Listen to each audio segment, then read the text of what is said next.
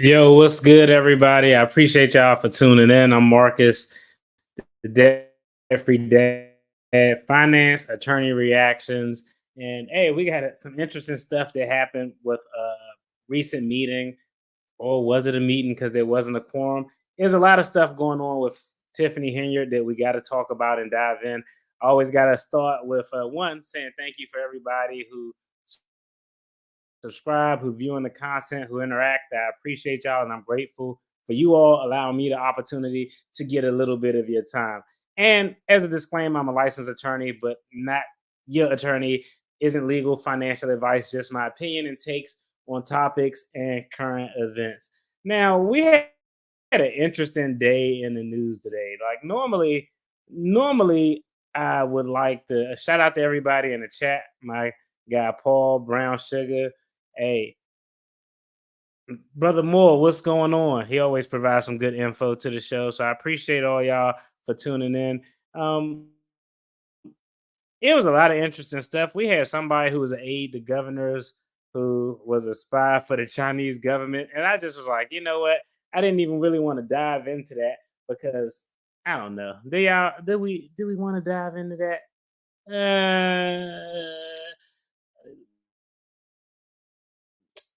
Yeah, let's cue it up real quick because it's short. It's only 2 minutes, so let's go ahead and cue this up real quick so we could talk about it before we dive into the meat and potatoes. And this is crazy how this even happened, in my personal opinion. But before we dive into what's going on in the lovely world of the village of Dalton with Tiffany Henyard, y'all check out this story because this is crazy as hell. But we do begin tonight with the stunning arrest of former high-level aide to two New York governors, Andrew Cuomo and Kathy Hochul, that aide accused of spying for China. She and her husband now under arrest tonight. Linda's son accused of acting as an undisclosed agent, meeting with officials from the Chinese Communist Party. Son and her husband charged in Brooklyn federal court, accused of making millions in the scheme. Tonight, what they're accused of doing and what they got for it, allegedly. New York Governor Kathy Hochul expressing outrage tonight, calling it a betrayal of trust. ABC senior investigative correspondent Aaron. Let's see if they talk about how they were living, the type of houses and cars that they had. This is a wild ass story. Kutursky leading us off tonight. Tonight, a former aide to two New York governors has been arrested and charged with spying for China. Authorities searching the Long Island home of Linda's son and her husband, Chris Hu. Federal prosecutors say the couple received millions in kickbacks from China and laundered the monetary proceeds to buy the mansion in Manhasset, New York for $3.5 million, a condominium in Honolulu, Hawaii for nearly $2 million, and various luxury automobiles, including a Ferrari. Son worked for former Governor Andrew Cuomo and his successor, Governor Kathy Hochul, for more than a decade and never disclosed any benefits she received. Instead, prosecutors say she acted as an undisclosed agent of China, allegedly blocking representatives of the Taiwanese government from having access to the New York State Governor's office and changing the governor's messaging regarding issues of importance to the Chinese. Son traveled to China, as seen in this photo,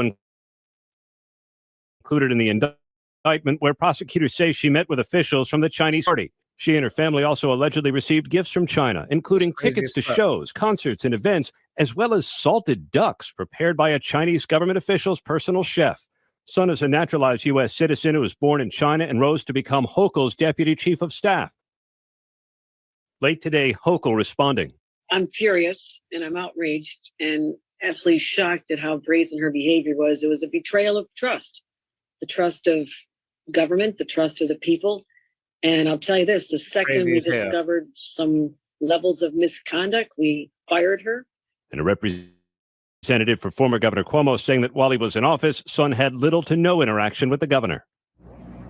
If these allegations are proven in court, David, they'd represent a brazen, remarkable attempt by the Chinese to infiltrate government and steer policy in this influential state. Linda's son and her husband both pleaded not guilty to the criminal charges, and tonight they're free on bond. David. Aaron Kutursky leading us off here.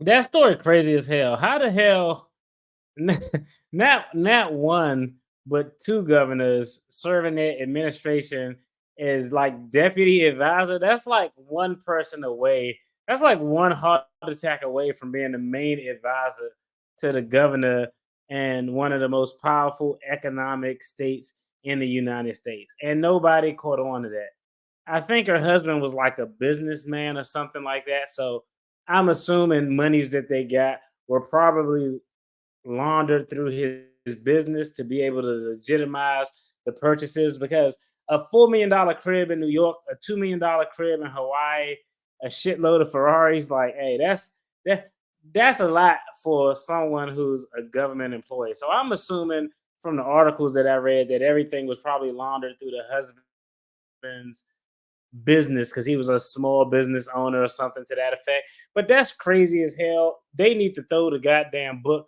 at them. Like, yo, like this the highest level of governments of a state, one of the most important states, one of the most economically important states in the entire United States, is fucking batshit crazy. So I hope they get I hope justice is served in this, because that is actually insane. And I saw that and I thought, God damn, man, these people in politics, it's a cold game. People in politics, close to politics, at the state and county level are fucking up big time.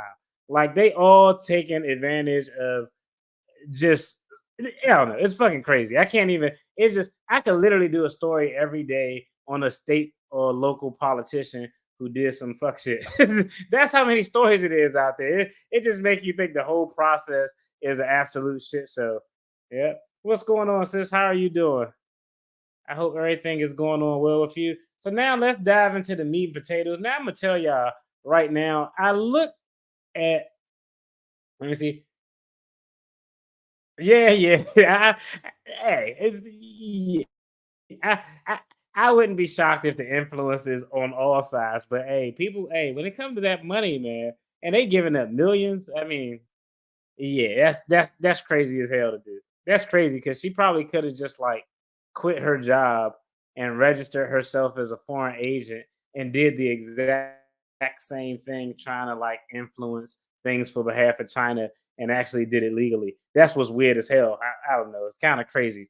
But on this Tiffany Henyard video, I'm gonna tell y'all, I looked at, saw the entire video, and I love y'all. I rock with y'all, but I was like, I can't watch that shit.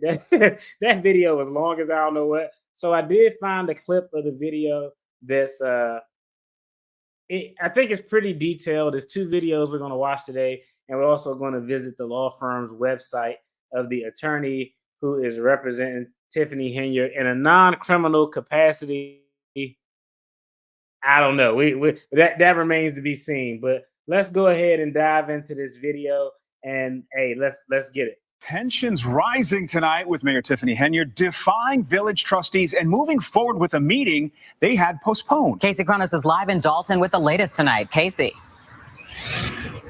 Much of tonight's meeting featured a monologue by Mayor Henyard, who says there is a smear campaign against her. Henyard's personal lawyer also gave an impassioned speech advocating for her. But only two trustees showed up tonight, and one of them left halfway through. At Dalton's Village Hall, the doors opened and the lights were turned on, despite a regular board meeting being canceled. As you can see, the Board of Trustees decided not to show up. On Labor Day, village trustees announced they were postponing the meeting, moving it to Thursday, September 12th. Mayor and us 6 trustees, we need to get it together. With no quorum, Henyard announced nothing would be voted on. Still, department heads spoke, and with about 20 residents in attendance, Henyard, who has dubbed herself Super Mayor, took the floor. Wake up, parents. Hey, let me ask y'all before we finish going this video. I just want to check out the comments. This is why Tiffany is confused. She's doing what she see everyone else do, but she's doing it very badly, like with a low level of sophistication and complexity. But y'all let me know, are these meetings where the trustees are not in attendance, or they don't have a quorum enough to really vote on anything? Do you think doing that, do you think those are beneficial for Tiffany Henyard, or do you think that they aren't beneficial? Y'all let me know. When the past few times where we've seen Tiffany Henyard, it's been kind of nobody there. She's just been able to go on a little rant where she can talk about how things are from her perspective. Do y'all think them not showing up to these meetings or canceling it and not showing up is generally good for Tiffany Henyard or bad for Tiffany Henyard? Me personally, I think it's a bad look by the trustees. If we called the meeting or a meeting was scheduled, the meeting gets canceled and she's still showing up. As a matter of course, if I was the trustees, I would just also show up. Because I think anytime you give her a forum where she could just talk, I think that's actually a win for her. Even though she's just coming up with a lot of lies. But some people it's like maybe 4 or 5 people sitting in the audience who probably like, man, you know what? Every time she has this solo stage, yeah, it is the trustees. Why aren't they here? I think that shit is a benefit to her. Yeah, we need receipts on who's paying for these lawyers. Let's go and finish. Department head spoke, and with about 20 residents in attendance, Henyard, who has dubbed herself Super Mayor, took the floor. Wake up, pay attention, do your research on everybody. Can't be just, I want to research the mayor. Research everybody. You understand the fight. You understand why things is the way it is. Because when we took over, we came and cleaned up the village of Donaldson.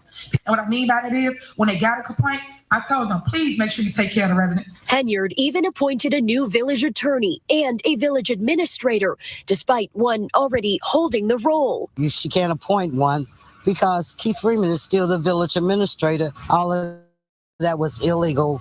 Once she didn't have a quorum, what she should have did, adjourn the meeting. Henyard's personal lawyer, Beau Brindley, who was seated beside her, says the trustees didn't provide the necessary 10-day notice to reschedule the meeting. As Henyard introduced him, Trustee Brown asked to be excused. All right, now let's pay attention to what the lawyer says about his representation, his capacity, and then we're going to turn to his actual law firm website to see if he's disingenuous in that. Alleges the mayor is under attack. This attack comes in the form of false statements. This attack comes in the form of frivolous lawsuits and unconstitutional recall efforts. And it just so happens this comes on the same day Illinois Attorney General Kwame Raoul issued a binding opinion regarding 2 recent Dalton board meetings, finding Mayor Henyard and the village board violated the Open Meetings Act by failing to make its June 3rd and July 1st meetings convenient and open to the public. Henyard says she is excited to announce she will soon be holding a State of the Village address. She says she will be providing receipts and tells residents to stay tuned. Reporting live in Dalton, Casey Cronis, Fox 32, Chicago. I want to make sure you understand what's going on. Again, they don't want that today. They sent letters to the staff, threatening them about their jobs. That's what the Board of Trustees has done. I have proof of all of this, but yet they keep up the mess and the tension in our village, and it has to stop. Yeah, it sounds good to say we all should get along and we all should this and that. They know it's election time. If y'all don't understand what's going on right now, it is election time. We are all running in 2025 in February. So everybody got to sit here and pull one down, the other down, or say something negative about somebody. But because they can't beat me, they have to do a smear campaign. Oh man, this is literally great for her and terrible for the trustees. I mean, despite we know that she a liar, and you say what they used to say back in the day. You a liar and the truth ain't in you. That's like an old black church saying. And we know she capping. We know everything she say is disingenuous. But I think them that showing up is a big win for her. I wanted to pivot real quick, and we're going to get back to this video because it's only about 10 minutes, but they got some nice inserts from it. But let's talk about the attorney real quick. The attorney for Tiffany Henyard essentially came out and said that he's not representing her in a criminal capacity because she hasn't been criminally charged. But I guess his representation is more the lines of, we want to make sure that the board is doing the right thing and they're following the processes and the procedures. And so I thought that was an interesting argument because, one, you don't have to be criminally charged to actually have someone represent you in a criminal capacity. But I wanted to pull up his actual website because not all, but most lawyers have an expertise, and we've been on this guy's website before. We just talked through it. But let's take a look at the services that he offers. This is the services tab. Let's look at his services, because his website will tell you. Let's make that large. His website will tell you what his area of expertise is, and this is how you understand what he's really representing. Because it's a small firm. You can tell it's a small firm because I think it's only 2 attorneys, if I'm not mistaken. Yeah, 3. Yeah. Okay. Oh, hold on. Let me see. Career legal research, writing, award winning, appeals. Okay. Yeah, only 3 attorneys, so a small firm. But let's look at their services that they offer: federal trials, state trials, appeals, Supreme Court litigation.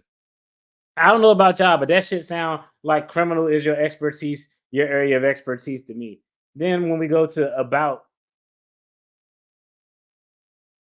everything reads as this dude's a definite criminal lawyer. I don't think he specializes or holds himself out to know anything about municipality law, which, I mean, very few attorneys do. We are a results-oriented trial litigation firm that strives to offer our clients the best criminal defense possible. It is our policy to respond to all criminal charges with a relentless attack on the government. We aggressively pursue every case as if we were the accused. Many law firms try to obtain success for their clients by negotiating deals and begging the government for agreements. We are not negotiators, and we do not take cases with the goal of reaching cooperation deals. Instead, we seek for our clients by attacking every charge, breaking it down with relentless litigation, and when appropriate, proving to our jury that our client is not guilty under the law. In every case, we attack the government whenever it seeks to threaten the liberty of a client through careful evaluation, relentless preparation, and aggressive litigation. We strive to find ways for our clients to beat the government and overcome whatever charge is brought against them. Our record of success speaks for itself. Oh, they got a hyperlink here. But so solely based on this website, I'm not believing that this guy is. I mean, I would say that too. I wouldn't come out and be like, yeah, I'm her criminal lawyer because, the feds is watching. Of course, like as 2 Chainz would say. No, I wouldn't come out and say that too, but I think it's relatively clear that these aren't municipality lawyers. These aren't civil attorneys. These people hold themselves out as specializing in criminal law. That's exactly what they are. And let's take a look at their results. Our record of success speaks for itself. I didn't know it was a hyperlink here. Now, I'm going to click on this, and I'm expecting to see a long list of cases where they got extremely favorable outcomes for their clients. All right, let's see. Aggressive criminal defense gets positive results. The law offices of Beau Brindley have a proven track record. Blah, blah, blah. Outcomes. Federal criminal cases. Let's click on that.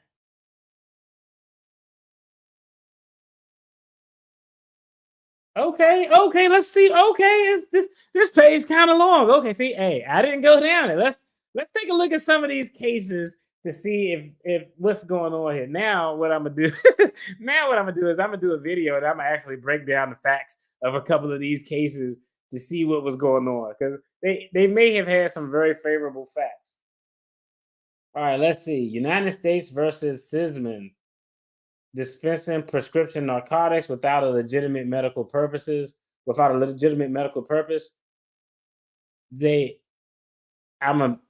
could I put this?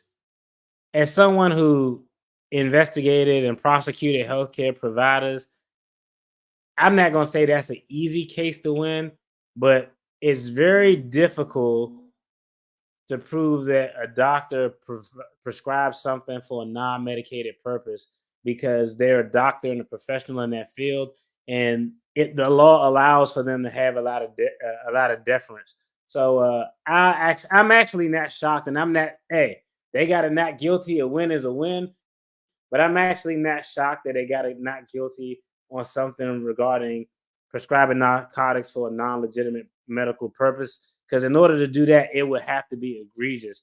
I actually had a case once where it was a podiatrist, a foot doctor, and like looking at nails and bunions and flat feet, and was prescribing, I mean, all sorts of, hard ass stuff, Suboxone and everything. And we looked at it and thought, like, man, these prescriptions are relatively aggressive for somebody who got a bunion, like this is kind of wild. But we had to bring in, because I can't look at a medical record and tell if it's a medical necessity. So normally we would contract with a physician on the outside. We would redact all the pertinent information so the physician who we contracted doesn't know the professional whose medical records and stuff we're looking at. And these contractors who we contracted would give us their opinion based on the x-rays, the diagnosis, the record of complaints and everything. And that was when I learned the hard way that it's very difficult to get a healthcare provider for prescribing medication without a legitimate medical purpose, without it just being excessive. Like, damn, dude, you just keep giving out, extreme Suboxones, 35 pills a week. That's egregious. But as long as it isn't egregious, that's a difficult case to prove. It says prosecutors tried to prove that Sisman guilty of 19 counts of prescribing narcotics outside the usual scope of professional practice and not for a legitimate medical purpose. The pain management physician had a treatment philosophy mandating that his patients receive whatever care was necessary to deal with their chronic pain. 2 undercover law enforcement officers posed as patients with invented pain conditions in order to trick Dr. Sisman into prescribing them opiates. A government expert witness testified that Dr. Sisman prescribed opiates to 11 other patients at level 50 to 100 times the usual limits. The law offices of Beau Brindley took his case to trial and proved that Dr. Sisman was no criminal, but instead merely a doctor doing his job. Shout out to them. Hey, they got credit where credit is due. They got the brother. They got the doctor not guilty. I think that's not. I'm not saying it was easy. There's still a level of difficulty and skill and required with that. But doctors have extreme deference when it comes to prescribing medications. So that outcome isn't one that's uncommon. Let me go ahead and we're going to look at a few more of these cases, but I want to check out some of the comments real quick before we dive too deep. Brown Sugar said that these meetings without the trustee and board members are beneficial because people are there for her. It allows her to campaign herself with lies. I agree 100%. But she's canceled plenty of meetings on them with no notice. Facts. And when she canceled meetings for them, they should go in there and burn her ass up the same way she doing them. That's what I would do. That's what I would do personally. The lawyer spewed hot air. Everything about him is saying criminal defense attorney. She dubbed herself Superman. Even Superman didn't name himself Superman. He let Lois Lane do that. That's a good point.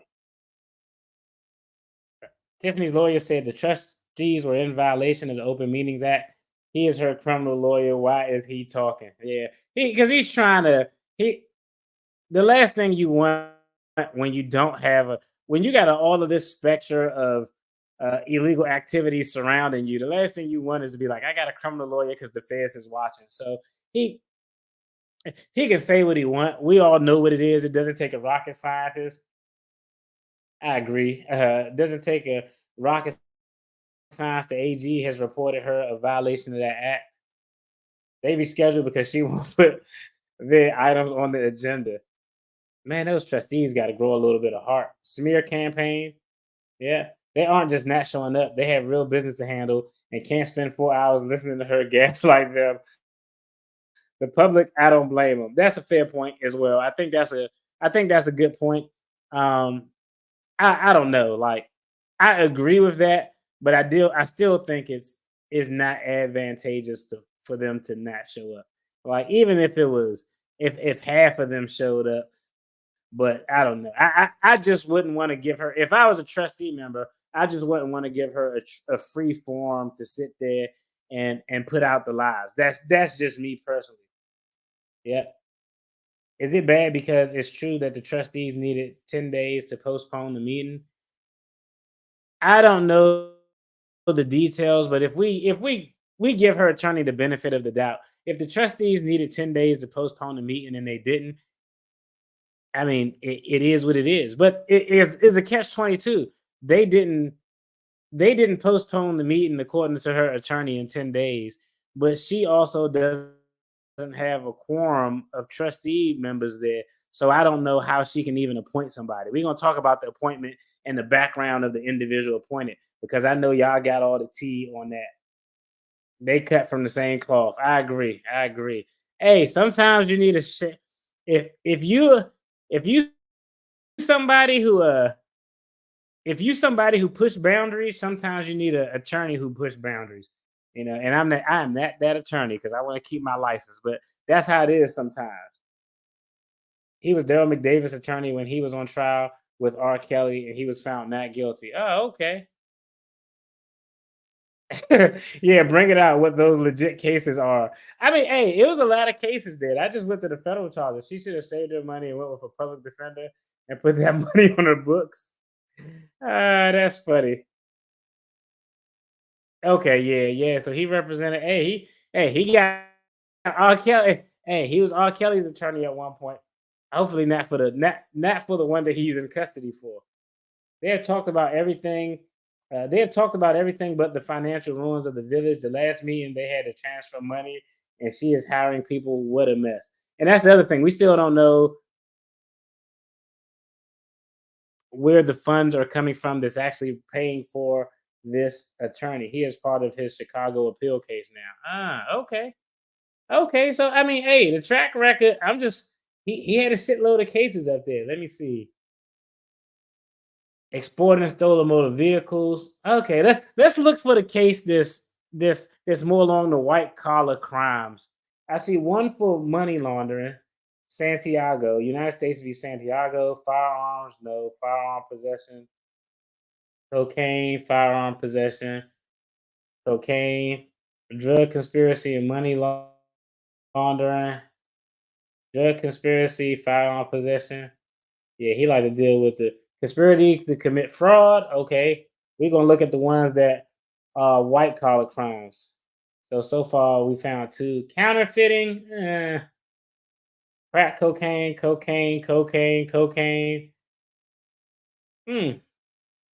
Interesting. Now I would like to know what was the year of these cases. But this is what you do. I would do the same thing. I used to actually keep tracks of wins and losses like this. So let's go to one of the white collar ones where they got a not guilty. Okay. And this is United States v. Santiago. I'm gonna go look up some of the facts on these cases. I can't do it tonight because I'm gonna have to log into my Pesa account, but I'm gonna look at some of the damn facts on this case. All right. We're looking at cases that Tiffany Henyard's attorneys got not guilty verdicts on. Everything we see so far is criminal, so they're clearly criminal defense attorneys. Strong possibility he's representing her in a criminal capacity, just waiting for the other shoe to fall, so to speak. But United States v. Santiago, white collar offense, money laundering. Mr. Santiago ran a successful logistic company along with her brother and sister-in-law. When her brother refused to plead guilty to drug trafficking charges, the federal government indicted Ms. Santiago for laundering money. Okay. I'll read. Let me finish reading it, then talk about it. All right. When her brother refused to plead guilty to drug trafficking charges, the feds indicted Ms. Santiago for laundering drug money through her companies. At trial, Mr. Brindley and Mr. Thompson relentlessly attacked the government's evidence, revealing its many flaws and demonstrating that Mrs. Santiago's business was legitimate. The judge rewarded their effort by entering a judgment of acquittal for Mrs. Santiago. All right. Hey, again, I got to give the Brindley guy credit here. A win is I've been doing this a long time. A win is a win. Now, I will tell you from how this is written, I don't know the facts. Now I want to know the facts and shit so bad. Now I want to know the facts so bad to see how strong the evidence was. But there are some instances. What is an instance I can talk about that would be analogous to this? there are some instances where if you are the money person, where charges could be levied against you in order for you to not be able to help someone else who has a case with the government. And I think the easiest example we can see, I don't know if y'all remember when Irv Gotti had his case against the feds. When Irv Gotti had his case against the feds back in the day, Murder Inc. was they alleged that Murder Inc. was laundering money for a drug dealer in New York named Supreme McGriff. And one of the things that happened was, hey, Irv Gotti and Supreme was boys. Irv was busy fighting that case and had to pretty much burn all his money up, so he couldn't get his friend, who was the drug dealer, charged with real drug charges, pay lawyer who could potentially help him out with a better defense than what he got from a public defender. So that isn't an uncommon thing to happen. I mean, sometimes those things like that happen all the time. They're supposed to have 2 meetings a month. Nobody complained when she canceled the meeting right before it started. Yeah, and when she canceled the meetings, they should show up and just drag her ass. Y'all gotta drop her because she couldn't pay. They have no money. Yeah, they in court suing for their money now. She said they lie on charges. Why she get a lawyer? Cost her either way. She gonna do time. Take her money, attorney. She done for that. Yeah, I mean, I don't think she had a choice but to get an attorney. I understand the purpose of the 10-day delay, but the correct agenda is supposed to be posted 48 hours before the meeting for the town. So there's no agenda, no meeting, and with the AG coming in on the open acts. Let's see. I'm trying to get through these comments before we dive back into the video. All right. Wouldn't those cases be considered conspiracy cases? Let me see. Hey, shout out to JT for dropping the super chat. I appreciate you. I think it's against the law if the trustees change the day without the 10-day notice, I believe. And that could be correct. I haven't looked into the nuances of the municipality rules, but if her attorney is citing it, I'm sure he did his due diligence with regard. I'm sure he did his due diligence with regard to that one instance. Let's go ahead and pull up a few other cases, because you got some cases at this. We got one more federal case. So that was a money laundering case, not guilty that the law firm got. Hey, I'm just be honest. Just from looking at it, I wouldn't call them experts at white collar crime, but they know their way around a criminal case. It was one more I saw that was not some drug shit, cocaine, conspiracy, money laundering. Yeah, all that shit is tied up to drugs. Let me see. Was it a non-cocaine, heroin? All right, conspiracy to commit fraud. Let's see if this is tied to cocaine. Like everything is tied to cocaine. Hey, shout out to people who in the street life who keeping people gainfully employed, even though it's terrible to do. United States versus Lee. The charge was conspiracy to commit fraud. Miss Lee and her fiance were charged with embezzling funds from a trust and fraudulently covering up their theft. All right. This is more in line with what we see Tiffany Henyard accused of. I like to see the white collar stuff. Prior to trial, Mr. Brindley laid out an aggressive defense strategy for the government. The government responded by agreeing to offer Ms. Lee participation in the very rare diversion program, after which she received no conviction. Oh, okay. So she got a diversion. That's a win, but that's not a win that I'm boasting for. If we're talking about your ability as a trial attorney, and y'all probably familiar with what a diversion is, but essentially all a diversion says, yo, your client has very minimal or no previous contact with just law enforcement, with the justice system. Because of that, we're going to offer your client an opportunity to keep their record clean. The fact that they offered a diversion, it shows that I didn't even look at what the conspiracy to commit fraud, but it's a low-level felony. It has to be a relatively low-level felony, and they probably had no criminal record. Otherwise, they aren't going to offer this. That's just like, you're not going to offer somebody a diversion, like, hey, I'm gonna give you a chance to get this charge dismissed if you misappropriated $10 million because you had a Ponzi scheme. So it probably was a low level crime. The client probably had no previous contact. They'll give them a diversion deal. Normally, the diversion deal is we're going to give you unsupervised probation. That means you don't have a probation officer. All you have to do is stay out of trouble for the next 12 months. Don't get no new convictions. They may, hey, you pay some restitution or some money, or sometimes it could be some courses or some community service or something stupid like that. Well, not something stupid or something like that. And that's how they'll get rid of those charges. But hey, a diversion is a win. Everything else is drugs and guns. Counterfeiting. Nah, it says counterfeiting. Then as soon as I go, yeah, I see cocaine in the description.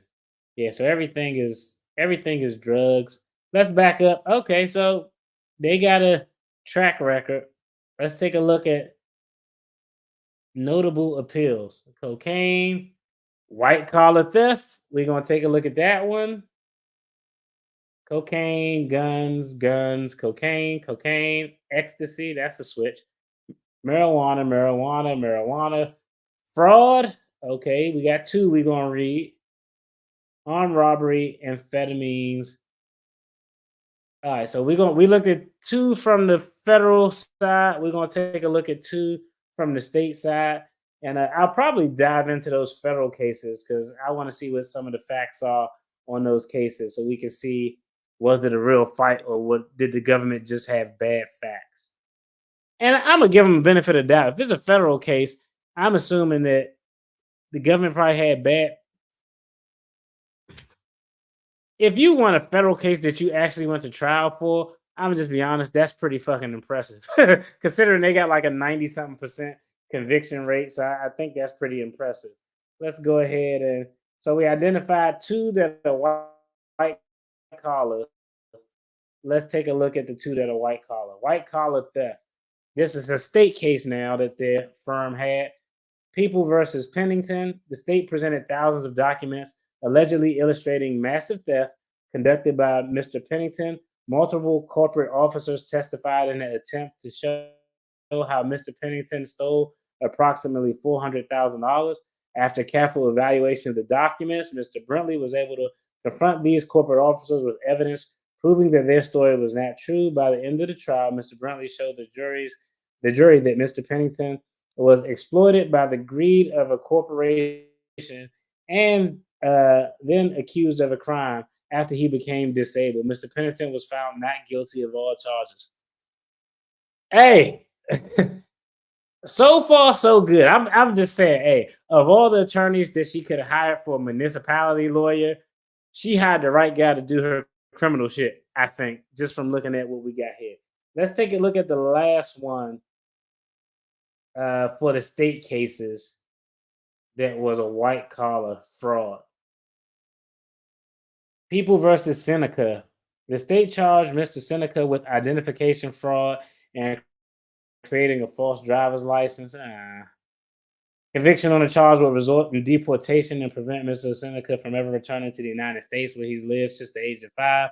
After detailed research on the process for immigrants to obtain a driver's license, Mr. Brindley confronted the state's attorney with a massive quantity of State Department documents showing that the defendant conduct was not purposeful and threatened to use trial to expose false charges brought by the state. Following that confrontation, the charge was dismissed. Hey, I know this dude. Hey, is probably hey. I'm not talking about his moral compass as a person, but I'm gonna give him credit. He got some stuff up here. Oh, okay. Okay, this is actually dope. Now that we get to the appeals, okay, these are federal cases that he lost, or these are federal cases that the client lost that were won on appeal. And I'm gonna give him credit. This is a really put together. The website looked kind of lowbrow, but this part is really well put together because when you go on appeals, it gives me an option to read the opinion, and I also can listen to the oral arguments because all oral arguments at the federal level are recorded. So that's pretty dope. Brady violation, no. Improper evidence, jury instructions, choice of counsel, disclosure of evidence, sentencing reduction, and intrinsic evidence. Okay, none of those really fit. I'm just destruction of evidence, cocaine. I gotta look at these a little bit more. I gotta read what they're about to see if there's anything white collar. Because when you appeal, the issues on the case is so narrow. So if somebody's charged with fraud and they're found guilty, and you appeal it, you might not be appealing the conviction. You might be appealing that the sentencing for that conviction was improper because the prosecution calculated his sentencing points incorrectly. So I got to actually read to see if it's a white collar offense in that. Let's see, drug supply. That probably is interesting though. A Brady violation. Let's see, cocaine conspiracy, drug conspiracy with Mexico, some cartel shit, trafficking in cocaine, drug conspiracy, cocaine.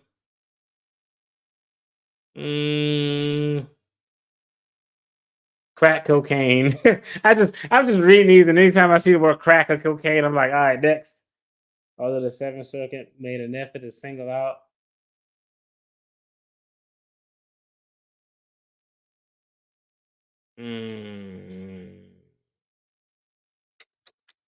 All right, so nothing white collar there, but solely just based on that webpage and everything this guy said, nobody's going to argue that that guy isn't representing her in a criminal capacity. He can say whatever the hell he want to say. She can say what she want to say. He's there, so when the other shoe falls, when the other foot comes stomping down, when a grand jury comes back with an indictment and charges, he's there to pick up the pieces to try to work things out.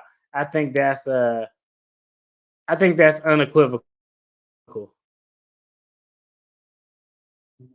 He was charged with perjury in 2014. I missed that. Let me see. This case was of 2018, money laundering related to drugs.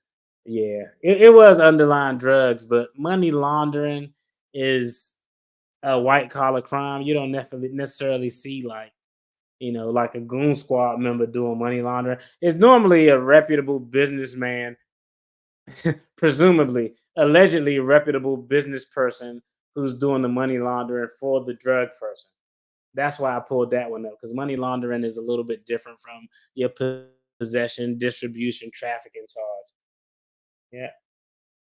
I used to live in Sydney. Oh, nice. All right, let's see. Harris campaign claimed the other glove was found at Mar-a-Lago. That's funny. All right, let's go ahead and finish watching the rest of this video, and then we're going to talk about this appointee that she appointed and his past. Is interesting. We're going to talk about it. Let's go and finish the rest of this video. One down, the other down, say something negative about somebody. But because they can't beat me, they have to do smear campaign. And they're using the news to do it. Because if you could beat me, you wouldn't have any of this going on. Because when I ran against Johnny Rogers, Bill Shaw, Trustee Holmes was in it as well. I didn't use any of this. I just ran for the seat. I didn't go and try to destroy anybody. All I did was run for the seat. And that's what everybody should do. But they're utilizing all these different outlets to try to overcome your super mayor, because I am the people's mayor. And I am the one that always is visible and is on the street. That is me. It's always has been me. I'm going to always feed your family. I'm going to always play with your kids. I'm going to always uplift them. I'm always pass the baton. And I'm always going to encourage them to say, hey, if I can do it, you can do it. And for those that don't understand or don't think it can't happen, I always say this: be today, you tomorrow. This ain't nothing but a playbook for somebody else in another community to go through what we go through. Because they think it's the right thing. But this is a good look to no mayor would allow a board of trustees to come over and take their office. And I'm not going to stand for it. And therefore, that's why you see me with attorneys. And that's why you see me appointing today the people that I see fit to help me get back control of my village. When did we stop being human? And that's the problem I have. We have to learn how to love on each other. That's why y'all see me say, I love you. That's nothing you can do about it. We have to lead with love. They're forgetting that. That's the big part of this that we're missing. We are a small community. I think this is good for her, but I don't understand how you could be a resident of that town and listen to this shit and not. I don't even see how somebody could listen to this and give it 1 ounce of credibility or viability in light of the evidence that you got against her with regard to her fucking up the town's money. I just can't figure it out. It's normally what? A village raising a community. That's how I grew up here in Dawson. All neighbors help each other. We went over each other's houses. People babysitted you until your parent came home when you got out of school. They helped you with your homework. They fed you. That's what God was about. And all I'm trying to do is bring that love back. Because we're missing that. But we can't keep pointing the finger at one person when it's all of us. It's everybody. That's why you want to really hear that state of address. That's why you really want to hear what I have to say. You guys are making rash decisions off of one-sided narrative. And the fake news don't make it no better. Because they run with one-sided. Because y'all come here, y'all take my clips off of my Facebook, off my social media, off my Instagram. So obviously y'all really following Superman. Y'all really love me because I'm making y'all a ton of money, like y'all here today. And you're gonna go play it, but you're gonna twist it all. And that's what I don't appreciate. Twist everything we say up here. People are telling you, I've never seen you guys saying a different narrative as relates to what the Board of Trustees are doing. Did you know they hijacked the bank account again? Did y'all know that? Did y'all know they literally trying to steal money from our village? The Board of Trustees. This ain't me saying something, because I don't sit here and just say something. I talk about things I can prove, that I can have receipts for. So all I'm saying to y'all is, wake up, ask questions. Like I said, I thought you guys would do research before you go and just advertise what somebody's opinion is. Y'all don't. Anybody got something negative to say about the village of Dawson, you guys just hear it. And that's not fair to our community. And I would like you to stop. I've asked you guys, I threw out an olive branch, I said, let's talk. You guys just don't want to talk because I guess too much money in a negative campaign. So again, I do a different side. It showcase a different side. Next, I'm gonna give the floor to Beau Brindley. He's one of my attorneys, and he's gonna speak as relates to what's going on, so you can get it from a different person than me.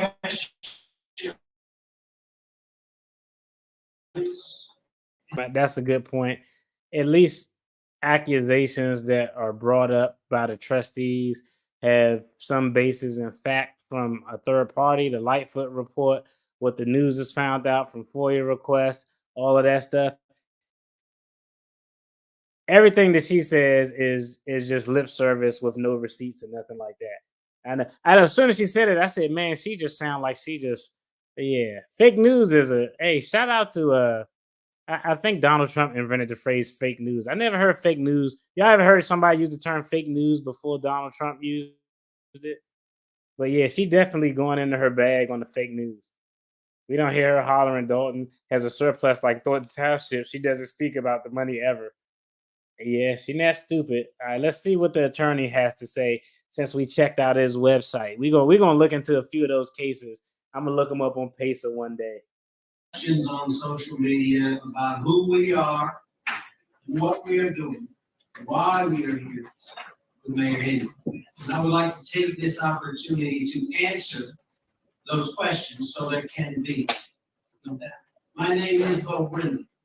Sitting next to me is my associate Edward McDavid.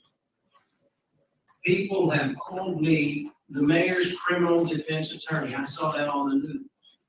But that is incorrect. I do not represent Mayor Tiffany Henyard in a criminal capacity. That's cap. Because Mayor Tiffany Henyard is not charged with any crimes. Mayor Tiffany Henyard has not committed any crime. But I will tell you why it is that I have been engaged by the mayor. Mayor Henyard came to see me and asked to engage my office to represent her because Mayor Tiffany Henyard is under attack. Make no mistake about it, Mayor Henyard is under attack. She is under attack by a corrupt board of trustees that believe that they can subvert the will of the people and take over the mayor's office and the mayor's duties without ever winning that election. This is actually really great for her to have this little session right here. Like, I don't think this could have actually, this is probably the best overall session that she had just from an optics standpoint. Again, not saying she's not a criminal, but I'm just saying overall optics. If you're somebody who likes food boxes and book bags and free events and rap music made by your mayor, hey, this is something that'll probably like, you know what? I think we're gonna give her another go around in 2025.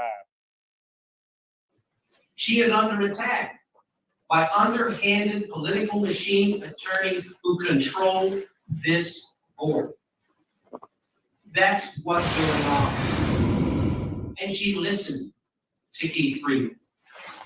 She relied on Keith Freeman to manage the village finances. When he told her, this is how things are done, this is what mayors do, this is how we do things.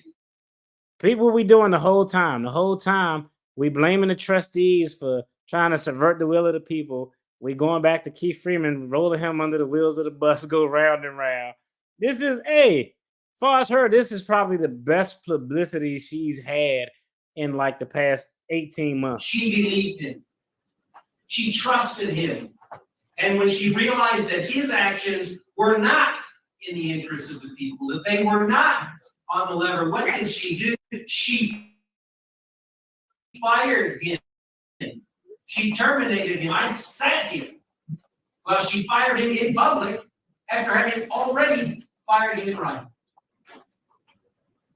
But since then, at every turn, she has had a problem. Mayor Henyard has the right to appoint, and she has the right to terminate. That's the law. That's the mayor's right. She has brought me here to make sure that that stops now. We are here to stand with the mayor and put a... Look at his co-counsel beside him. I'm sorry, co-counsel beside him ain't move at all. That dude just sitting there like a mannequin. That's hilarious. Stop all of it, and to make sure that nobody interferes with the will of the people who elected her to do this job. The people are the ones who decide.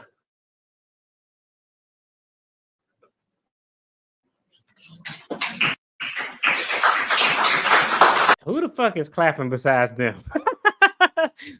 Whoever is clapping besides them, they need to be utterly ashamed of themselves. That's crazy. It might just be them. I don't see nobody in the audience. Hold on, let me see. Hey, this dude scratching the back of his neck. I don't see nobody. That person in front with the hat on. Yeah, I think only South Suburban. I think only one person actually clapped in that entire thing. All right, let's go ahead and cue up the next video where we talk about her appointee. And I'll tell you, I'm a little confused because the lawyer says she fired good old Keith, and I don't know if he's technically fired or not. Because, and again, forgive me, sometimes DFD don't do research. I had a long ass day at work, and I was like, you know what? No deep dive on the research game tonight. But normally in a situation like this, you'll have like the mayor or whoever, the supervisor, trustee, whoever the head is would make the appointment. Like I want to appoint Brown Sugar to be the head of whatever, the chief of police. And once they make that appointment, the board or the trustees or the council or Congress or whoever the fuck you want to call it, they would have to vote to confirm that appointment. So just because I appoint you doesn't mean you actually get that seat. We actually saw that. I'm gonna tell you who did it genius. Like it was actually the first time I seen it in the federal government. I was like, and I don't know if it was Donald Trump's idea or who advised him, but Donald Donald Trump was having trouble with getting confirmation for people he wanted to put in certain positions in government. So what he did was he was like, I don't need confirmation to put them in this position. I'm actually going to just put them in that position and say that they're the interim director of Health and Human Services, or they're the acting secretary of Health and Human Services. I can make them sit in that position and they can be interim or acting indefinitely. As far as I'm concerned, they can still do the job, still get the pay, and we just skip Congress having to confirm them anyway. So I've seen a federal workaround that was actually pretty smart. That was actually pretty smart. But normally, if she's appointed, the board would have to vote to confirm that appointment. That's normally how it goes. Clapping like a train seal. So I just throw a ball in the audience and somebody hit it with their nose. I think they had one or two people in the audience clap. Yeah, I just seen one, the guy with the baseball cap, or was the only person that I saw who clapped. Yeah. That's okay. That's what she said they will do with Michael. Appoint him every 30 days or so. Hey, shout out to her. At least, hey, I gotta give her credit. She's been watching some. She's been doing some due diligence on how she could try to finesse these things. But Trump was the first person I seen who actually did that. I thought it was smart. I was like, I never thought about that. If you can't get your appointment confirmed by Congress or the board or the council, you just appoint them to that position on a temporary basis and keep that temporary appointment indefinite. It's actually fucking genius, honestly. Yeah, that's true. I remember President Obama and Garland. Yeah. I remember that. Yeah, President Obama let that. He had an opportunity to appoint a justice and got finessed out of it. He got finessed out of it. Boy, Republicans know how to politic good, man. You got to give them credit. Say what you want about their policy, but when it comes to politics, they run circles around Democrats when it comes to politics. All right, let's talk about this controversial new hire. Let's talk about this controversial new hire that we got going on here. Let me go ahead and make this larger. A dramatic meeting in Dalton leads to even more controversy, this time over a new hire. Not only did Mayor Tiffany Henyard make the hire without consent from the board, we're learning tonight the newest employee has a storied past. Dane Placco has been following this. He joins us now with this exclusive story. Dane. Yeah, within hours of Mayor Tiffany Henyard appointing a... Let me just say, because I know some of y'all like y'all educate me on this stuff because I just started diving into this recently, so I'm definitely appreciative and grateful. But as soon as I heard she was appointing somebody, who really thought she would appoint somebody who didn't have a checkered past? like it was no way that she was gonna be like, you know what, I'm appointing this guy who used to be a local prosecutor who's an upstanding citizen. The first thing I thought when I heard she's appointing somebody, I was like, oh man, it got to be somebody. It got to be somebody who's willing to play ball. And I think the other thing is, and let me go. I think the other thing is you got to appoint somebody who you can have leverage and control over. If you appoint somebody who's like, oh man, this guy's a former attorney at the CIA and he actually can do the job, that guy isn't going to really owe you any loyalty because you giving him that job is cool, but he could have got a job before that. You ain't doing nothing that he couldn't have done on his own. So normally what you'll see in these positions is exactly what we're getting. They're going to appoint people who have checkered past, who have sketchy backgrounds. They may appoint people where this position is the highest paid position that they've ever had in their career because it creates a sense of loyalty. Yo, I gave you this job where you're making six figures. Now you my bitch. in short, that's kind of how the motto goes. Right? Like she appointed the civilian police chief with no card, no firearm, no nothing. She brought Keith Freeman there because she was already there before he got there, and probably told him, "This is how we do this here. Now go get me some wings." Yeah, you gotta have if you don't got anything to. People like her want people in a position where they feel like they owe her. I owe her. Yeah, she's done appointing. She done appointed a gas stealing fake police officer groomer. I agree. Michael Smith, Mr. Dots, has a checkered past. Yeah, but she, I mean, just we knew off the rip, she was gonna appoint somebody who had a checkered past. It was just no way she was gonna appoint somebody who was just morally a good person or had no shady stuff in their background. Exclusive story, Dane. Yeah, within hours of Mayor Tiffany Henyard appointing a new village administrator last night, allegations were surfacing about his background, including some startling allegations of inappropriate behavior. My next appointment will be for village administrator. Last night, Dalton Mayor Tiffany Henyard appointed a new top aide to a $100,000 a year job. $100,000 a year job. Y'all let me know in the comments if y'all know what his previous career was, especially if it was in government. If it was in government, we probably could Google and find out what the salary was. Without board consent, 34-year-old Michael A. Smith, who's been active in South suburban politics for years. The reason for Mike is he have a wealth of great information. He's a young person and ex-politician. He knows the laws like the back of his hand. Perhaps He looked like Gucci Man before he went to jail and got fit. that's because Smith has been in and out of trouble with the law for years.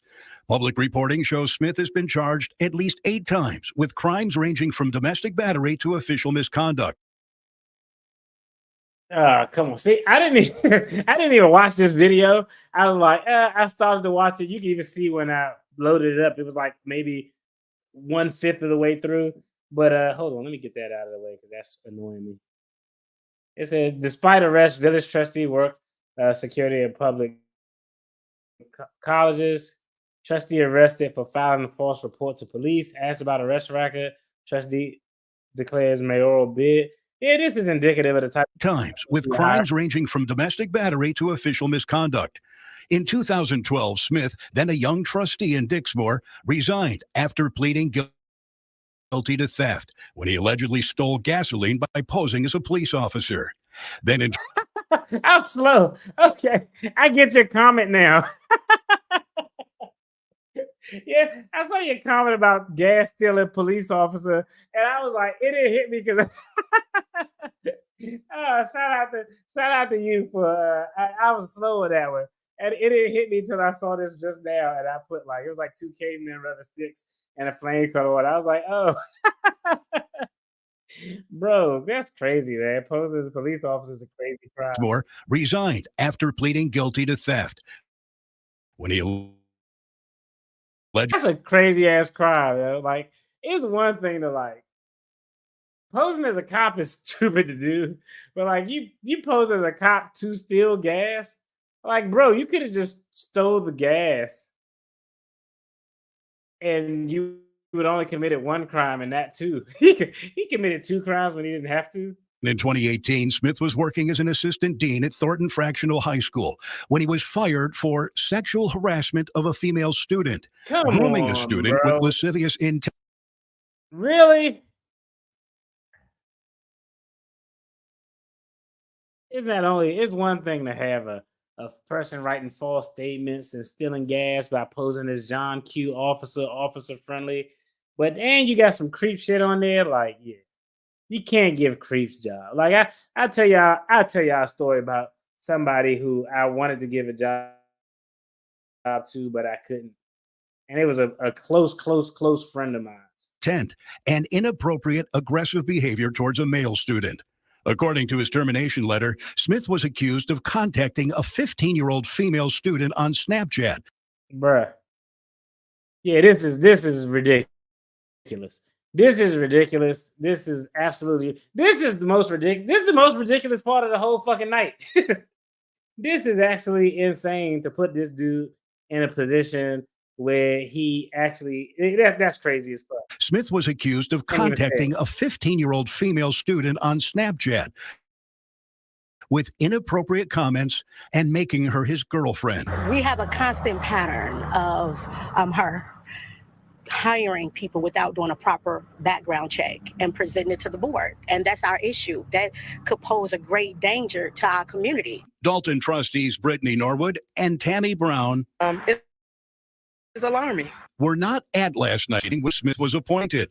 The 4 Dalton trustees opposed to Henyard postponed the meeting and say none of the action taken was legal. It's very interesting, considering the fact that she didn't have a quorum. So I don't understand how someone could be appointed. Smith is replacing Henyard's previous handpicked village administrator, Keith Freeman, who fell out of favor after he was charged with bankruptcy fraud and is now believed to be cooperating with an FBI investigation into Henyard. But Freeman is apparently still on the village payroll and filling the job. So can you have a second village administrator? No. We don't have the finances for that. As you all know, we are definitely in a financial bind, and we cannot afford 2 village administrators. Now, late this afternoon, Smith responded to these allegations through Beau Brindley, who is serving as Henyard's criminal defense attorney in her other case. Smith saying through Brindley that he was cleared of any wrongdoing in the matter at Thornton Fractional High School by DCFS. He also says all the charges in those other cases we talked about were dropped, save one in which he pled guilty and paid a $50 fine. And he goes on to say, and this is through the mayor's statement, says Mayor Henyard renounces efforts by any individual to denounce a man's character based on unfounded allegations and charges that have been dismissed. Smith was already working today at Dalton Village Hall when we stopped by there. This is crazy as hell. Earlier, trustees say they are going to try to block that appointment when they meet again. Live downtown, Dane Placco, Fox 32 Chicago. Back to you. Thank you, Dane. Try. It should be easy. They should clearly block it. But that's crazy. She clearly put that dude in because now that dude is probably in a position where she knows that he owes her and he has some sense of loyalty. So I mean, it's not a dumb play. But normally you're not hiring anybody or putting anybody in a position that's going to make you look crazy, unless you just doing something shady and you need somebody there who's a puppet, essentially, who you can control. One time I had a position and I could hire attorneys without an interview or doing anything, because attorneys are classified as certain positions.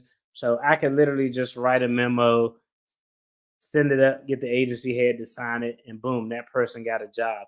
And I only did that once. I only did that once. I did a write-up and I did that once. Normally though, I just like, let's just go through the interview process. But I had a good friend of mine who was like really good friend, high-speed attorney, and he interviewed for a job, and it came down to like 2 or 3 people. And he had a weird ass charge that was ultimately dismissed. So think about it. It was a kind of fucked up charge. If you looked at it, it wasn't no shit like, school R. Kelly shit. But he had a charge where if you looked at it, you'd be like, man, I don't know. But the charge ultimately got dismissed. And then it just was like him and 2 other candidates who were like the final 3. And because of that charge, even though that charge was dismissed, because it was on his, how it works is, even if you get a charge dismissed, it's still on your record. It'll just show as you had a charge dismissed. You've never been convicted, but someone could generally look and see like, he was charged with whatever, a DUI or something like that. So normally if you have a charge, it'll show on your record. And if that charge gets dismissed, what you do is get that charge expunged. So now it won't even be on your record. When someone runs their record, it'll come out crystal clean because it doesn't even have that previous charge that was dismissed. He had that thing on his record, and we solely couldn't pick him because of that. Like, that was the reason that we couldn't pick him, because, and even though it was a not guilty and the dude could do the job easily, it just was bad for optics. Like, damn, let alone it's my name going on here, but also the agency head would have to sign off on it. And Lord forbid, if something happened, the first thing is going to get brought up is this person's background, whether or not he was guilty or not, whether or not it was, even though it was not guilty, I mean, that was going to be the first thing that came up. And in hindsight, it ended up being a blessing in disguise because that's probably one of the best hiring decisions I made, not to hire that person. But you typically, in certain positions, you don't want to hire somebody who's going to have a sketchy past or has a sketchy past because it just makes it problematic for you. Yeah, and Tiffany said, "You're my man." Yeah, all the criminal stuff. That's what they wanted. Did they say anything about the domestic battery? Yeah, they did mention the domestic battery in some of the first things. That's crazy. I knew you were going to trip when they brought Smith's other charges. Yeah, because these videos pop up or somebody will send them to me, and I'm like, yo, and I got like my son is like my official, social media guy. So he'll send me the link like, yo, check out this, check out that, check out this. And sometimes when he send it to me, or he'll be like, yo, you got a message about this or something like that. And once I see it, I'm like, okay, I'm gonna use that. Should I use it? Yeah, okay, I'm gonna use that. And once a decision is made to use it, I'm not really going back and read it. A hood rat can give them a job. I'm not going back to go read it or look at it. So a lot of the things y'all see, y'all generally get like my real legit reaction to it. Because I generally know what it is because I maybe read the description or watched maybe 1/10 of it. But once I kind of like, okay, I got the gist of it, I normally don't watch because I just want to have a genuine reaction. Yeah. He attacked his aunt. God damn, that's who the domestic battery was. Not saying that, hey, you shouldn't attack anybody, okay? I don't want y'all to be like, hey, DFD, like that. Don't try to cancel me. Generally, you don't want to attack anybody. You don't want to attack, hey, your brother, your girlfriend, your boyfriend, your significant other, your partner, your aunt, your grandseed, Meemaw, Paw. You generally don't want to attack anybody. But damn, you attack your aunt, bro. That's crazy. Yeah, because that dude, he'd do anything awkward. Tiffany said he wasn't convicted. Yeah, and he wasn't convicted. And I generally think that that's a fair point for any other let's just be honest. If you had your own whatever law firm, your own widget shop, your own delivery company, and you had your option to hire two people, both guys can equally do the job. One guy had a charge of domestic abuse and armed robbery, but both were dismissed. And the other guy had nothing on his record, like nothing. Clean slate, clean pass. You're generally gonna go with the guy like they both could do it. I would go with the guy who don't got anything on his past. Like, I mean, there's some situations where you want to give a guy a break. I definitely get that, but nah. Hell, the trustees can't afford Thief Freeman. They can't afford to pay them both because I don't think that I the same way you appoint and get somebody confirmed is normally the same way you have to get somebody fired. The same way if like a federal judge is appointed to bench and he gets appointed, then Congress confirms him. The president just can't be like, I'm gonna just fire this judge because he sucked. Nah, they have to actually put a termination. It has to go to Congress. Congress have to vote. It's even like that in the military. When you're in the military and once you get to a certain rank, you can't get demoted. In order for you to get demoted, Congress will have to do it. And Congress she really believes in second chances. You have to believe in second chances when you think that you may need a second chance. So if I'm doing some crazy shit and I'm like, man, I might need a second chance one day, let me hey, you gotta believe in second chances because one day she probably gonna need one. Illegal, another violation. I agree. He's taking it to the limit. That's funny. The order orders website link is broken. I find that a curious stat because so nobody can fact check. The website isn't working, so nobody can fact check. She uses these meetings to campaign. I agree, but that meeting was probably she had a couple of instances where that was probably the best solo presentation that she had. Better than anything at a cookout or barbecue where she passing out ground beef and all of that stuff. Better than the previous board meeting where it was just her solo dolo. That was probably the best. The outcome of that meeting was probably the best thing that she could actually hope for. Michael Smith is known as Mr. Dots. So this is how he spelled it. Connect the dots at the Dalton meeting. Okay, Ford's Village needs a receivership. That would actually be smart. That's funny. Let's see. Sloppy seconds. She's always saying she's for the kid, but hires a creep. Hey, that's a that's a good point. I mean, you care about the book bag drives, and you're always shouting out you for the kids.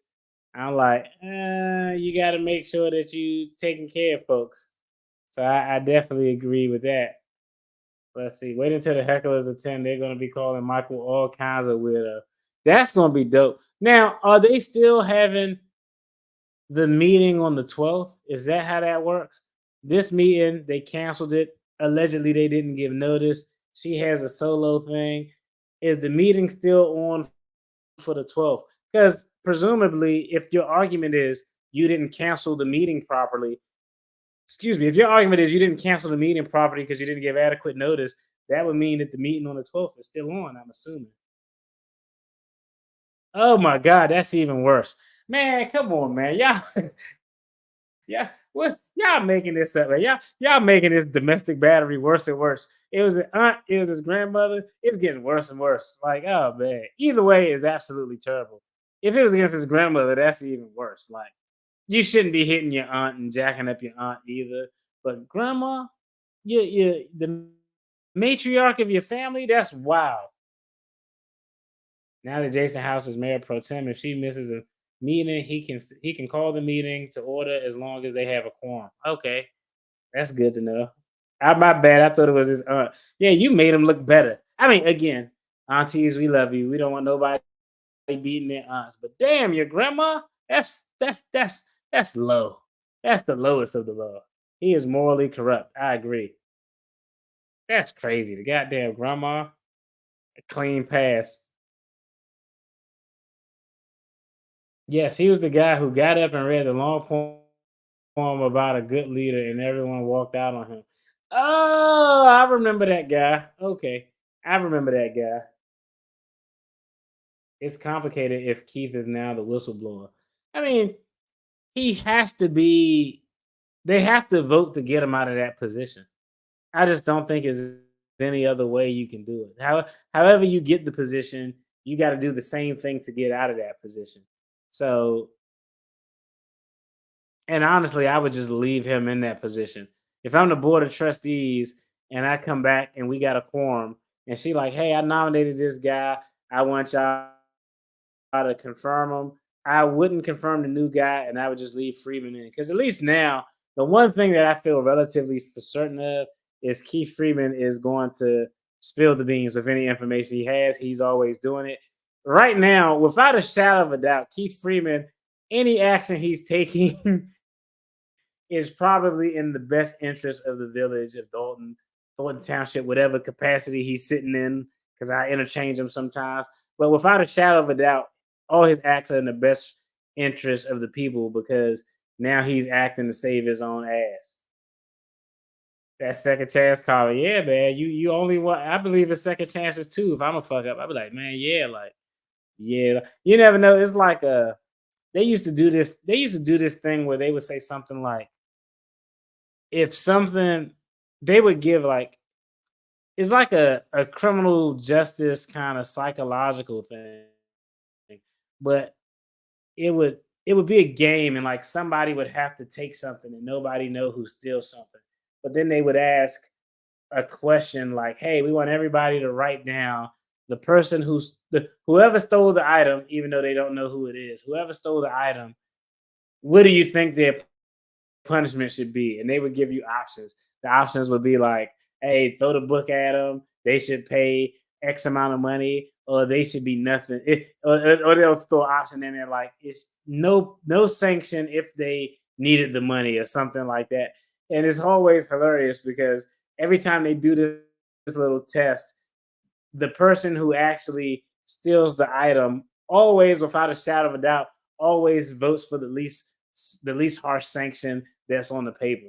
And that's kind of how it is. When you fucking up, you're gonna tend to have a soft spot for fuck ups because you want somebody to have a soft spot for you. Yeah, they gonna keep coming. Yeah, they did give notice. They notified both residents and cited while writing reason failure to include trustee agenda is requested. Tiffany excluded their agendas. Yeah, so I mean, if the notice was 10 days and they comply with the 10 days, I think they're good. She just used this as a free publicity stunt. Either way, yes, they'll probably have it at a park district. See, she would lock them out of Village Hall and they would have to. Yeah, I don't know. I don't think I would be, if she locks them out again after the AG talked about the violation of the Open Meetings Act, that shit be crazy. Isn't that outside the realm of possibility? I could totally see her doing it. I'm just saying that I think that would be crazy if the AG essentially just wrote you a letter of reprimand saying you should probably not do that. Oh, that's dope. I got to check that out. Former trustee Steves came on Nate the Lawyers and showed the issued memo to residents. Okay. Oh, that's cool. I got to go check that out. Shout out to Nate the Lawyer. How's he going to run a town? He still isn't home. Nobody lives in the place that they actually operate. Tiffany for the seniors and Michael is abusing them. That's crazy. Nobody will ever make that connection though, because people. I say this all the time. People only vote their interest, and if your interest is, hey, she's fun, she got a good personality, bingo night is fire, she having events for the kids. If that's what if that's what your interest is, all the free shit, you won't even make that connection. Like, yo, she just hired somebody who abuses or purportedly abused a vulnerable adult, but they won't even make that connection because all they're thinking about is what the benefit is. That's crazy, actually.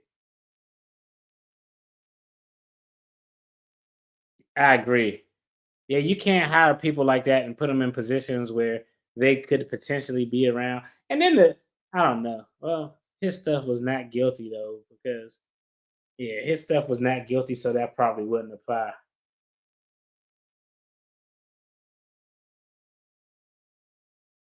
Look at that case link to see if it's him.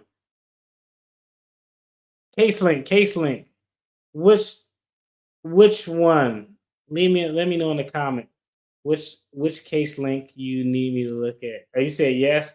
Unless there's a legal order that any convicted offender cannot be around kids and they have broken the law at this time. Yeah, you can't. Yeah, because that's what I was about to say. Because normally, if somebody is on the registry, this is how it is in most towns. Because it was like this when I was doing defense work. If someone is on the registry, it's literally like maybe a small quadrant of the city that they could actually live in, because the rules are decided to push them to the corner. Because I was about to say, like, well, you shouldn't hire somebody who could, because they can't be around kids. But if he never got convicted, that's not going to apply. But normally, people who are on that registry, they can't be within whatever. It's something like 150 feet of a school, 150 feet of a park, 150 feet of a daycare. And in a lot of cities, all them shits is right around the corner. Like, I literally got like a church on the corner, a couple blocks down that has a daycare. Then in the next corner over is an elementary school. So what happens a lot of times, persons who are on that registry, they get pushed to the small corner of town where they can live in, where there's no school, there's no parks, there's no daycares in there. But yeah, if he had a not guilty, none of that stuff is going to apply. Do you think they would vote for anyone? She would. Nah. Not at this point. No. She does. They don't. She don't have. Nah. They don't have one. I don't think she has one ally on that board. It's no order, but he was fired. I wouldn't want my daughter near him. Those thoughts just don't go away. I agree. Yeah, that's kind of like where I draw the line. I represent like, hey, if you like, as a defense attorney, if somebody was like, hey, I know this dude killed like 6 people and ate them, but he need legal representation. But if you on some child shit, I'm like nah, I'm good. Y'all get that case to somebody else. I agree. It's irresponsible for the mayor to employ or appoint a person who may be a risk to the kids. Is terrible. City liability, lawsuit, exposure. Yeah, I mean, on top of that, just fucking the optics of it, man. If it smelled bad, it probably is bad. But Tiffany hired a thief Freeman, and the board questioned hiring him. But Tiffany said, "Fuck y'all," and the trustees that hired thief Freeman before his background came back. That's why this shit is confusing. But when she hired Freeman to that position, did they at some point? Because even in the news article, they said she appointed this dude without the confirmation of the board. So when she brought Freeman on, because I need to know, I'm trying to get the background on this. She appointed Freeman. Freeman's background was still pending. The trustees were like, "No, we don't want to hire him," and she was like, "Fuck y'all," and just said, "Come on to work." Like that would actually be absolutely crazy. Because if that was the case, I'd have did everything in my power to block him from getting a paycheck without confirmation. So essentially, you're saying that Freeman was never confirmed by the board. Is that what you're saying? Yeah. He had to hire a childhood friend for the code enforcer job where he could go into homes. Yeah, I remember that one. That guy was convicted too, which was wild. Yeah, that was wild. Nah, nah. Okay, there's two sides to every story. There's his side, and there's your side, my side. Then the truth is somewhere in the middle. Yeah. Was Tiff troubled in school? I don't know. Uh, I looked on her LinkedIn, and it was pretty vague. It didn't really say anything like about her education. The only thing I saw on there was like Good Burger. Where, no, I don't know. Like, how can I put this? Maybe I don't know because I don't talk on here how I talk when I'm at the office. Like, so like, and then how I talk at the office it depends on who I'm talking with. I talk however I need to talk to communicate whoever my target audience is. So if I were representing like an old ass couple, like people in their 70s, and this sound weird. Like I actually originally when I had my beard, I let it grow because I just people would be like, "Oh man, I don't want that young guy," and I'm like, "Man, I'm old as fuck. What are you talking about? I've been doing this forever." And I literally let my facial hair grow so I could look older. That's why I grew my beard. But if I was talking to persons who are older, 60s, 70s, I would make sure that my communications were in a much more professional manner because I knew that they needed to hear the professionalism in order for them to feel comfortable. If I'm having a conversation with a client who was like out here trapping, I'm gonna be like, "Look here, bro. I'm like, look here, bro. This story don't make no sense. If that's the facts you giving me, you probably gonna go to jail. It is what it is. Like it just depends on your audience. She's consistent across the board. And I'm gonna be honest, I think is how she speaks isn't something that's like super clean, but I think it actually goes towards making her more relatable to the overall general public. As you can't talk to everybody. Like everybody don't want to hear somebody who all clean cut and professional and like you don't want everybody don't want to hear somebody who every time you talk articulate like Barack Obama. Some people just gonna be like, "Yo, bro, I ain't trusting this dude." So I think it's some value in her communication. Yeah, it was a not guilty, but what's a creep always a creep. That's fair. Anything with kids, I can't like. Yeah, like even if you like, oh, it was a not guilty. I'm like, it was a not guilty. And then the other thing too is on charges like that, it's really hard to get a conviction. Because think about it. I gotta be careful how I say this because I say this and YouTube would be like, oh man, he talking about something crazy. But if you had a child who had that type of trauma and the police arrest the guy, let's say they arrest the defendant, and this child was, let's say, 11, 10. Like, one, they're going to be reluctant to come forward. But in addition, if the guy's like, I didn't do it, I want to go to trial, you know how difficult it is to get that child to go back on the stand and relive that entire trauma all over.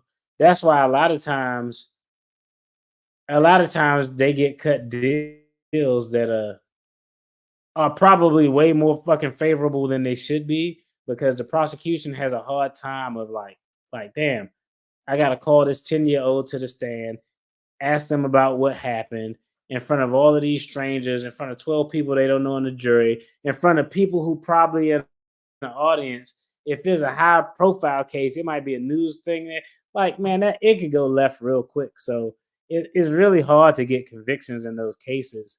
Normally, these guys end up getting pleas that they probably shouldn't, because it's difficult to, you know, twice for 2 school districts. That's crazy. I saw some crazy article today.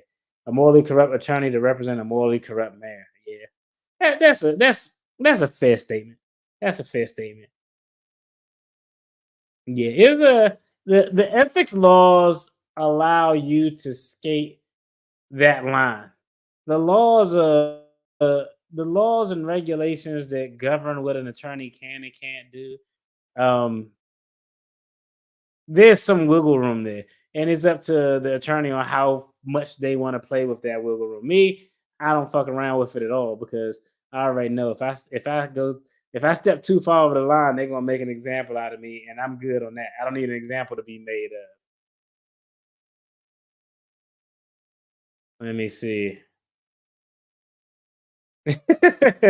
She doesn't even trust her buying penny candy. She hired one sex offender to go into people's homes. Yep, crazy. She threatened to use her veto power to hire freedmen, so they eventually agreed.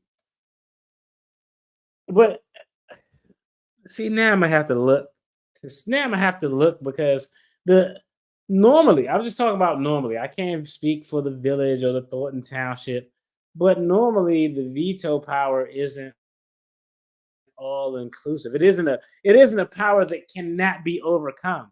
Like, Congress passes a bill, they send it to the president. The president was like, "Nah, fam, I don't like this. I veto it." It goes back to Congress. If Congress could get, I think it's 60 or 70% of the votes, they override his veto. So normally there's some mechanism. So like, if this is the case, like she threatened to use her veto power and the board just capitulated, I'm gonna say that the board is they kind of soft, and that was a soft move, because I don't think that there has to be some mechanism, because if you just give the executive, whoever the executive is in that role, unauthorized, unfiltered, unilateral veto power, what the hell would be the point of having a committee? It would be no fucking balance at all. Yeah. Yeah. Tiffany's presentation is representative that she lacks self-awareness, lacks professionalism, and has no PR team to tell her to shut the hell up. Don't say that. Yeah, it is. I mean, I'm messing. Two things can be true. It could be unprofessional. It could be a lack of self-awareness. I agree with that. She probably don't have no PR team to tell her to shut the hell up. But there's a small segment of people out there who they can relate to, because they talk like that.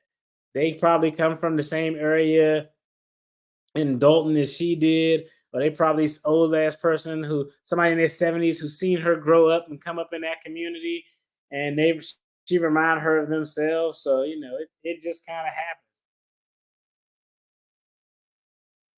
Yep.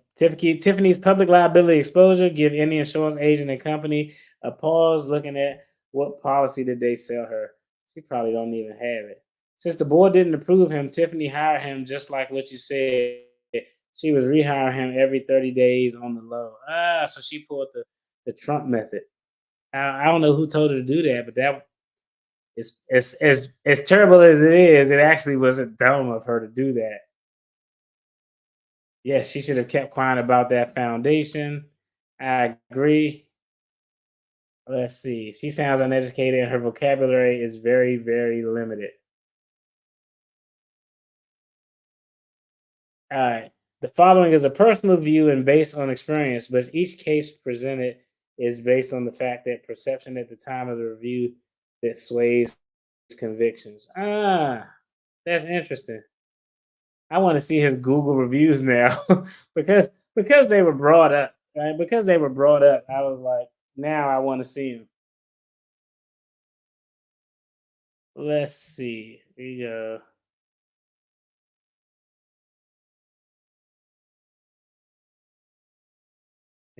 Yeah. But I will tell you as a matter of course, most people only leave reviews if they think you suck. Like when was the last time? When was the last time? I'm gonna go. Let's see.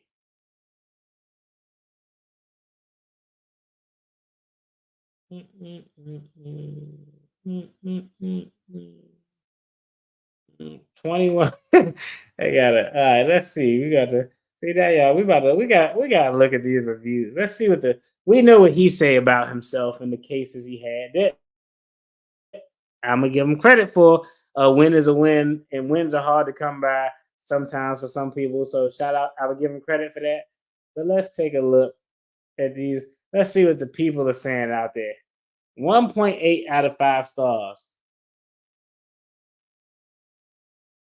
You know, the very first comment is about him representing Tiffany Henyard.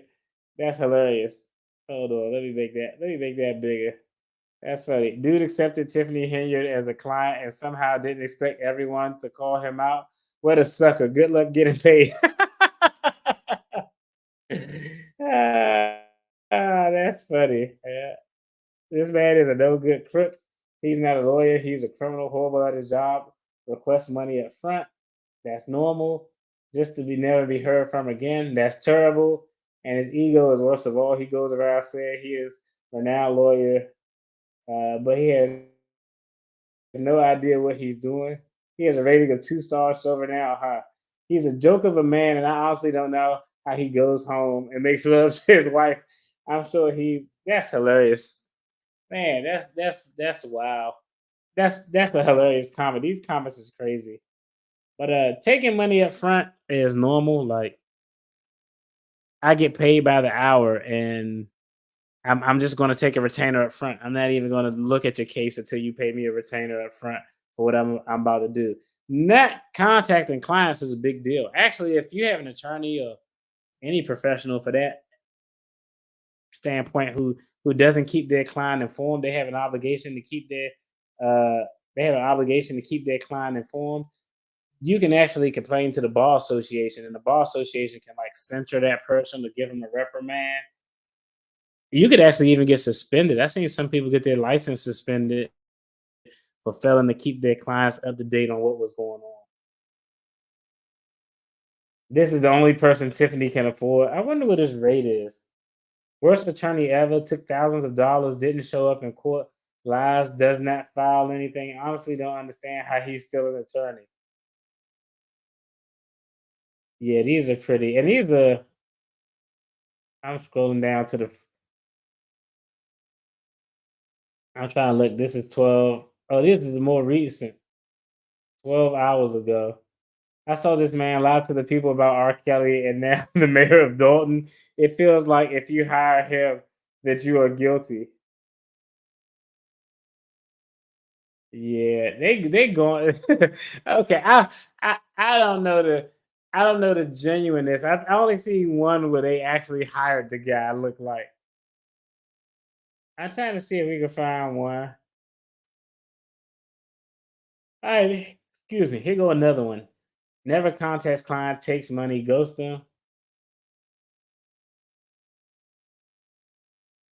He got 1 5-star review. Damn, this is terrible. He received $8,000 from my family, never showed up to court, and does not respond to our messages. The worst attorney ever. He had the money for 1 year and has not even called our loved one. That's crazy as hell. Yeah, that's a pretty damning indictment from the people. But most of those comments, to be fair, most of those comments are about his representation of R. Kelly and Tiffany Henyard. But I didn't see anything that holds him in a positive light. Jeffrey Dad, that sounds like some of those Kodak moments in that YSL case with the witness on making the defense look a little, yeah. The prosecution is making their witnesses look crazy. I could see that because she is loud. Let's see.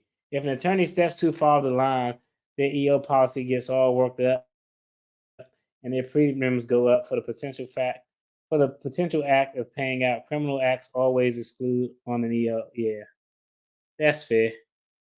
Let's see.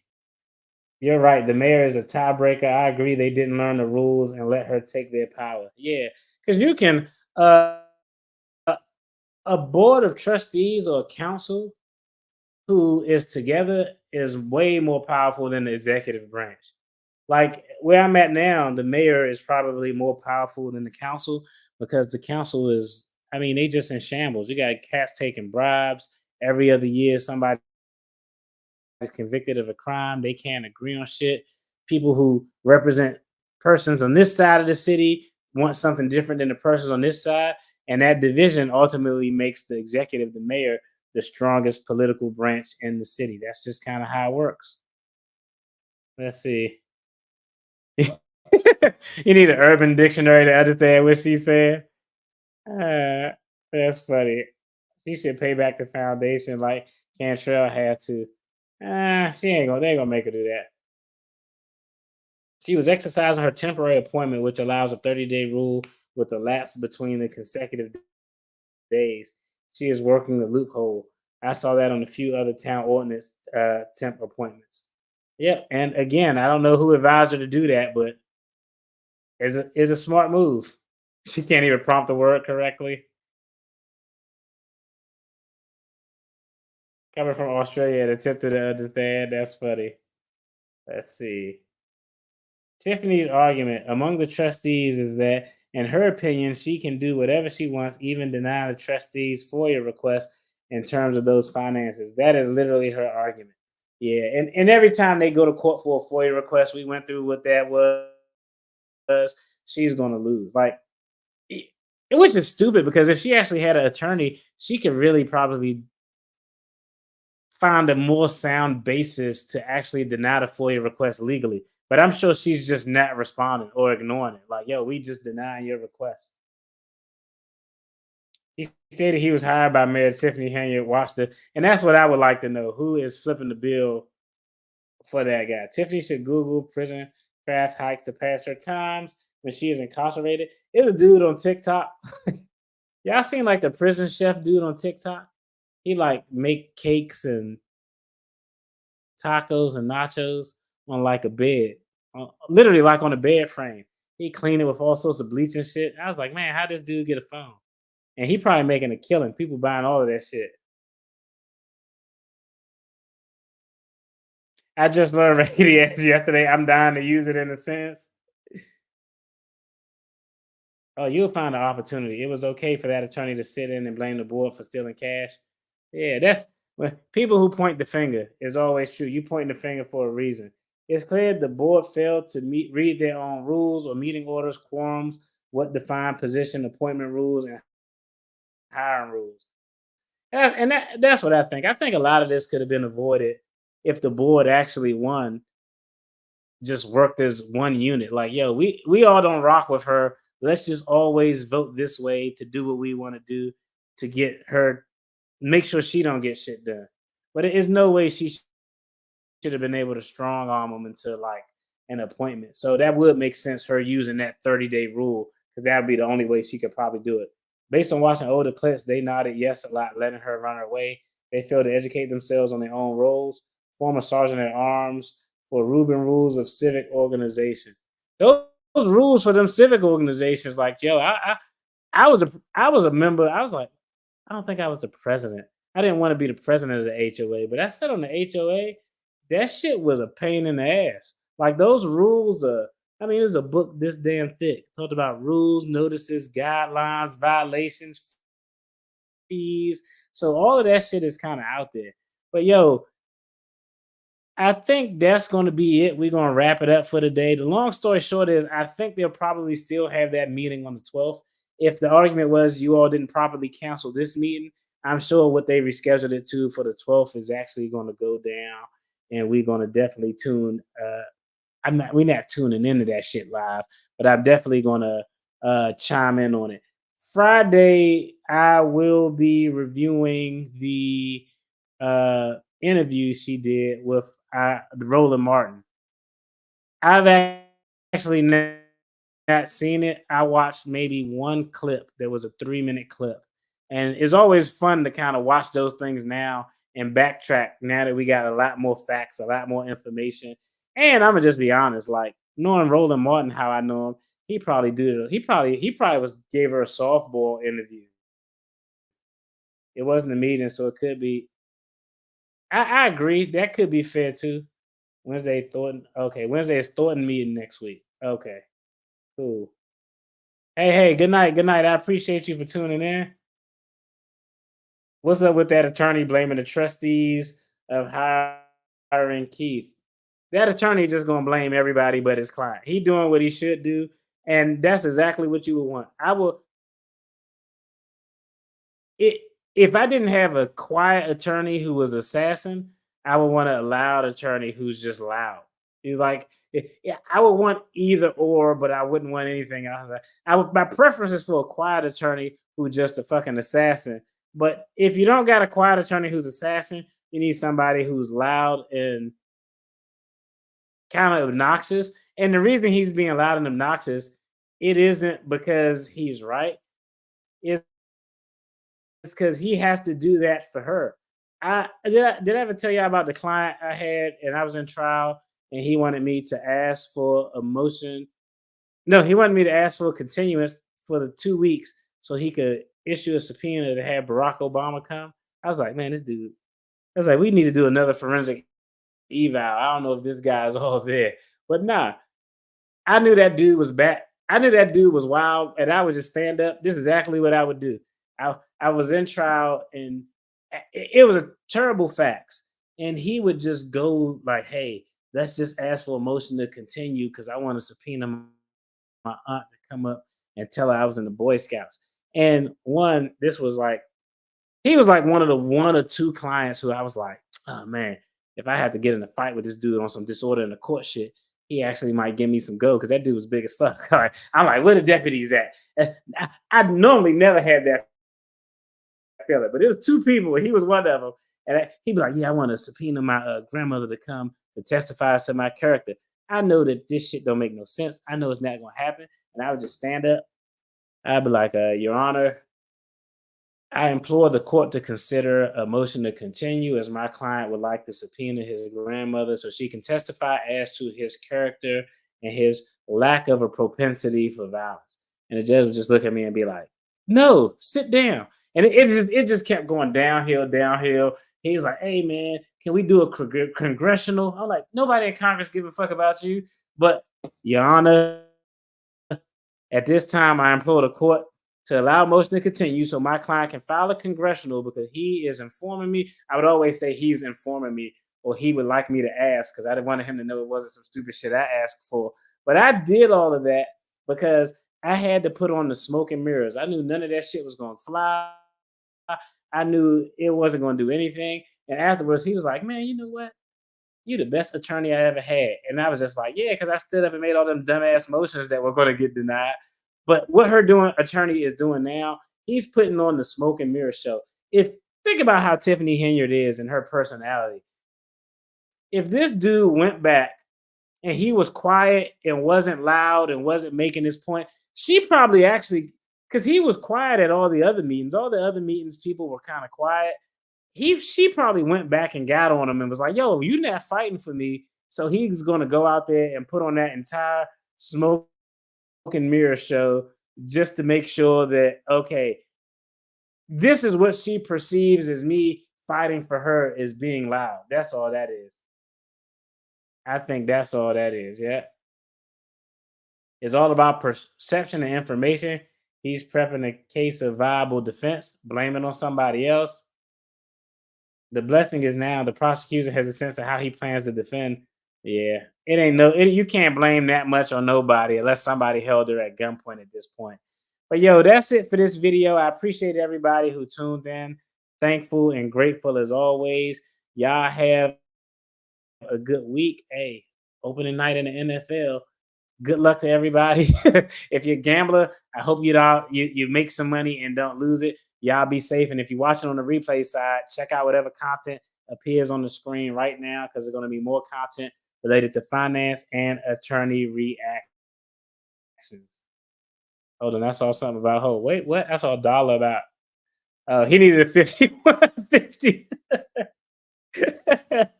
Man, nah, that dude was crazy, man. That dude was, I remember his name vividly. I never forget him, but that dude was about 6'5", 270 pounds. I was like, nah, bro. I'm well trained and well versed in some combat arms things, but I'm not about to go there.